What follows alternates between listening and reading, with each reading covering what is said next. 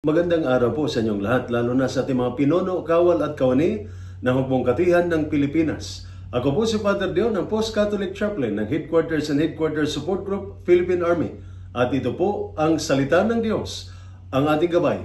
Ngayon po ay Sunday, June 1, 2025 at ginugunita po natin ang kapistahan ng pag-akyat sa langit ni Jesus or the Ascension of Jesus into Heaven.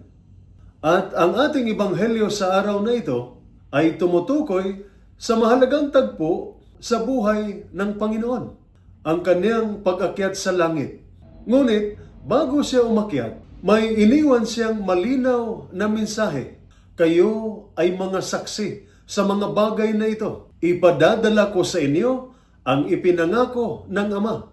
Sa madaling salita, isinugo niya ang mga alagad para ipagpatuloy ang kanyang misyon. Hindi nang nag-iisa, kundi may basbas, kapangyarihan, at may kasamang pangako ng banal na Espiritu. Minsan, sa digmaan o sa assignment sa malalayong lugar, normal lang na ang ilan sa atin ay natatakot o nangangamba. Kaya ko pa ba? Mag-isa ba akong lalaban dito? Ngunit tulad ng mga alagad, sinasabi rin sa atin ng Panginoon, isinusugo kita, pero hindi kita iiwan.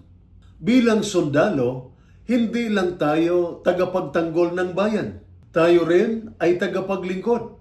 Hindi lang tayo sumusunod sa utos ng opisina, tayo ay tumutugon sa tawag ng Diyos. Ang bawat pagbabantay, paglalakad, o simpleng pagtulong sa kapwa ay may misyon. Ipakita ang liwanag ng kabutihan, integridad at dangal.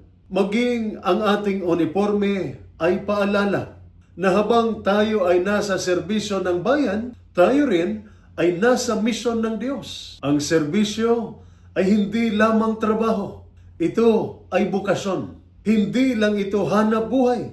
Ito ay pananampalataya sa gawa. Kaya't sa tuwing mapapagod, maalala mo sana ito. Hindi ka basta sundalo lang. Isa kang saksi. Isa kang lingkod. Isa kang isinugo. At may Diyos na hindi ka iiwan. Kahit sa gitna ng kaguluhan, kalungkutan at pagod. Ito po ang salita ng Diyos, ang ating gabay. Manalangin tayo. Panginoon, bigyan mo ako ng tapang at kababaang loob upang maisabuhay ang aking tungkulin. Sa bawat araw ng aking serbisyo, ipaalala mong ikaw ang aking kasama. Sa mga desisyong ginagawa ko, ikaw ang aking liwanag.